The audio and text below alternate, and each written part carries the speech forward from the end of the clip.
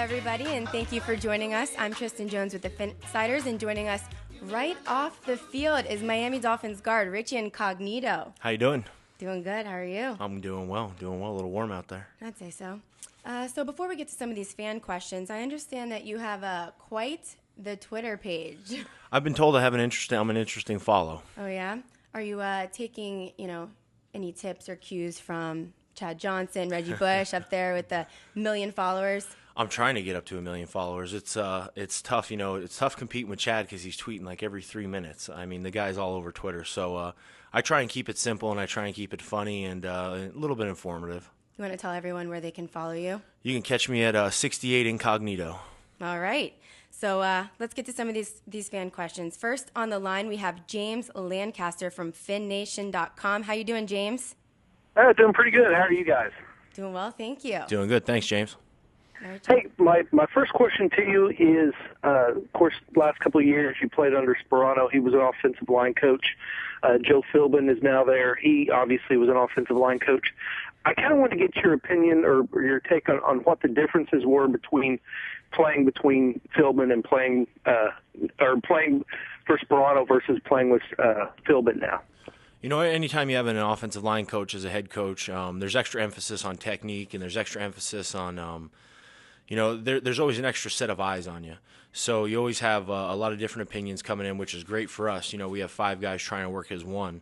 So both Coach Sperano and Coach Philbin were well-versed in offensive line play. So they offered, a lot of tips, and, they both coach you hard. They're on you, and they really expect a lot of the offensive line, which makes us better. All right, James, you have another question for Richie? Okay, I've got one more question. The Dolphins, of course, the other day signed Eric Steinbach. Assuming he's healthy, a lot of fans think he may have a chance to start. I know he's played exclusively on the left side in the NFL. If he starts, would he move to the right side? Would you move to the right side? Has there been any discussion on that at all? No discussions about movement. We're just taking reps right now, and we're just going through training camp, and we're trying to get a feel for getting the best 5 on the field right now. So we'll get reps, and we'll rotate, and we'll work through camp. All right. Thank you, Rich. All right. Thank you, James. Up next, we have Brian Miller on the line from FinFanatic.com. Hi, Brian. Hi. Good morning. How are you? Good morning. Good, thanks. You are on with Richie. Richie, you look hot, so I'm sure you're enjoying the air conditioning right now. I am enjoying this air conditioning. It's nice. Yesterday we heard talk about the pace of training camp being a lot faster than what we've seen in the past. How do you think that's going to work out when the season starts and we're in that hot Florida sun? Is that going to benefit this team having a faster paced practice through training camp? Yeah, most definitely it'll benefit us. We're an up-tempo offense right now, and what we're forcing the defense to do is limit the personnel groupings, the changes that they make on defense, and we're forcing them to play at our pace. So to really have teams on their heels, it's going to test a lot of teams' conditioning, and then you factor in this South Florida heat and these 1 o'clock games, it'll really play to our advantage. Fantastic. Okay, Brian, do you have another question you want to ask Richie?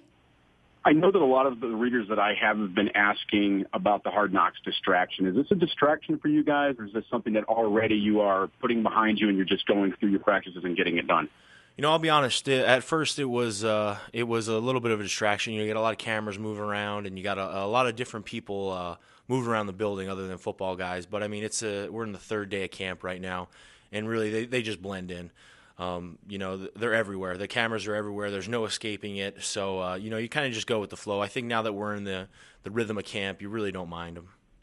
Fantastic. Thank you for your time, Richie. I appreciate it. Thanks, Brian. All right, thank you, Brian. And once again, guys, you can follow Richie on Twitter at 68 Incognito, so be sure to do that. Up next on the line, we have Gigi from Finn's Mob. Hi, Gigi. Hi, Richie. How are you? I'm good, Gigi. How are you? Fine, thanks. First, we'd like to say that you look great, that you're in great shape from what we've seen of you so far, and you're a fan favorite on our blog. And we have people from around the country, they like to call you Dark Richie because they love the way you play, and I know that was a nickname of yours. My buddy, Chiefin Walker, who's editor of the blog, wanted me to ask you, will you be pulling more this year with Jake because of the new West Coast offense? Well, I'd be what? You cut out there for a second. Will you be pulling more, like pulling with Jake Long? Yeah, typically the left guard in an NFL offense is the pulling guard. A lot of teams are right-handed offenses, so a lot of pulling, a lot of zone blocking, a lot of really getting out there and running, which really suits my style of play. I think a lot of questions where I'm this big mauling, run blocking offensive lineman when really I'm big and strong, but I think one of my best assets as an athlete is my quickness and my speed, and I'm able to really get out there and open up and run. So we'll be doing a lot of different things, but as far as both of us pulling, you're going to wait to tune in and have to see that. Okay. All right, Gigi, do you have another one you want to ask Richie? Yes, just one more. We follow you on Twitter and saw a picture of you and Jimmy Wilson a few weeks back, and everybody wants to know what's your favorite beer. Favorite beer, I'd have to say Coors Light. They go down nice and easy. Okay, great. Thank you, and good luck this year. Thank you. All right, thanks, Gigi. Up next, we have Alex Kramers from Dolphins NYC. Hi, Alex. Hey, guys. How are you doing? Good, thank you. Good. All right, Alex, you're on Richie, my question for you, since we are Dolphins NYC, we are the New York-based Dolphins fan club. So we're up here representing in Jets country. I just want to ask you, when you guys come to New York or any other opposing stadium, what does it mean to you to look up into the stands and see the aqua and orange represented there? That's great, and it's a really unique deal for the Miami Dolphins. Everywhere we go, there's always aqua and orange in the stands, and there's always a strong following, and that's really special to us. I like playing on the road. I like going into hostile territory, and I like us against the world mentality. So it's really cool to see fans up there, and especially when we score and the whole stadium's quiet, and you see the aqua and orange up there rocking. So it's always a delight to see the fans out at visiting games. Awesome. All right, Alex, second question. My other question for you is also a little bit off the field. I read that you took some classes at the Harvard Business School over the summer and that you got some business ventures of your own. Just wanted to get your take on what you learned and also, what you think about what you expect to do after your playing days are done.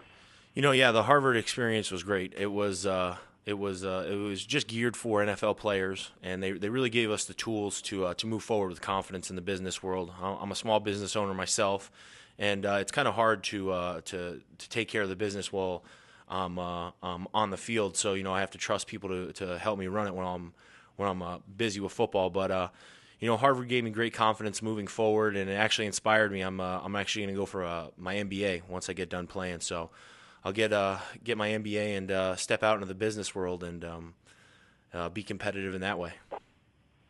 Awesome. All right. Thank you so much. Thank you. Before moving on, I want you guys to make sure that you tune into the Finsiders every Monday through Friday from 5 to 7 p.m. You can watch the show and listen live on MiamiDolphins.com and 940 Wins. And also follow Richie at 68 Incognito. All right, moving on to the next question. Chris Shishadi from Fins.com. Hey, Chris. Hi there. Hey, Richie. Thanks for taking the time to talk to us after practice. We appreciate that. Not a problem.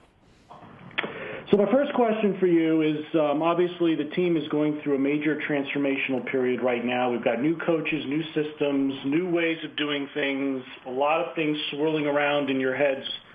How long do you think it'll take for the guys to go from thinking about doing things to just reacting on the field?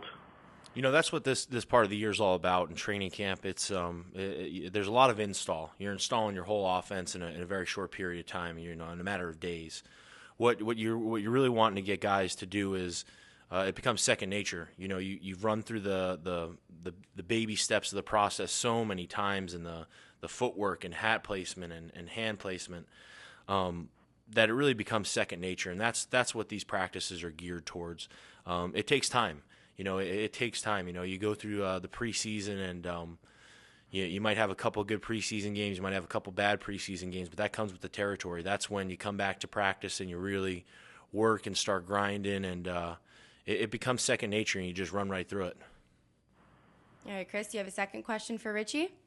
Yeah, Richie. Those of us who are familiar with your career from your days in St. Louis see a guy who has really developed quite a bit physically, mentally since those days. And and now you've become a totally different player, more mature, and really kind of more consistent.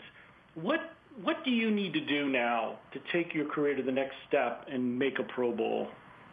I think the consistency thing is the key. Playing at a high level week in and week out. That's kind of been my tagline or my credo moving forward. Making the transformation from St. Louis to here is consistency.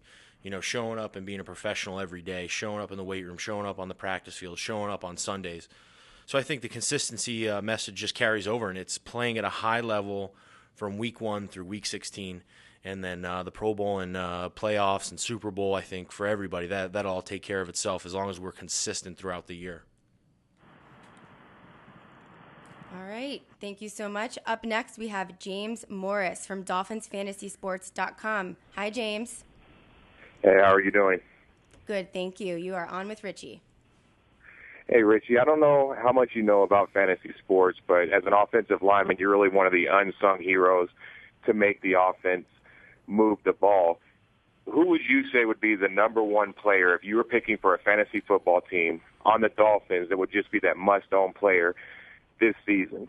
It's got to be Reggie Bush. I picked up Reggie in my fantasy league, I think, like week 3 or 4 last year, and he went off for us. So we take great pride in getting Reggie a lot of yards, and we take great pride in keeping the quarterback clean. So that's where our fantasy stats come in. Okay, James, you have a second question for Richie? Yes. Given now with, as you mentioned earlier, Chad Johnson, Ocho Cinco coming in, and the personality he is, I've covered him when I worked with the Bengals years back. How do you see him really fitting in with this team and being able to work within the offense and all the new things that you're installing? How do you see him really gelling and performing this season from a fantasy standpoint? I think it's great for Chad to come in here. It's Chad's a multi-dimensional guy. You have the personality, you have the player, and you have the veteran presence. I think what he brings to that group is a veteran presence. The one thing that I think that gets lost about Chad is, he's a perfectionist. You see him out there on the field, and he wants to make every route perfect. He wants to make everything about his job perfect. And I think that the young kids pick up on that. And he's a talented guy. He's got a lot left in the tank. He's got some great hands and some feet, and he's entertaining around the locker room too, so that always helps. Yes.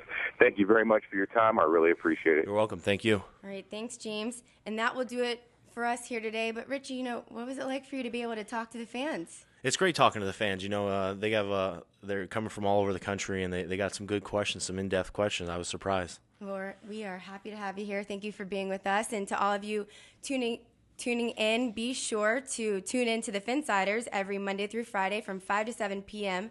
on MiamiDolphins.com and 9:40 a.m. wins. And do not forget, you must follow Richie Incognito on Twitter at 68Incognito. That'll do it for us. Richie, have a great rest of your day today. Thanks for having me. Thank you. See you next time.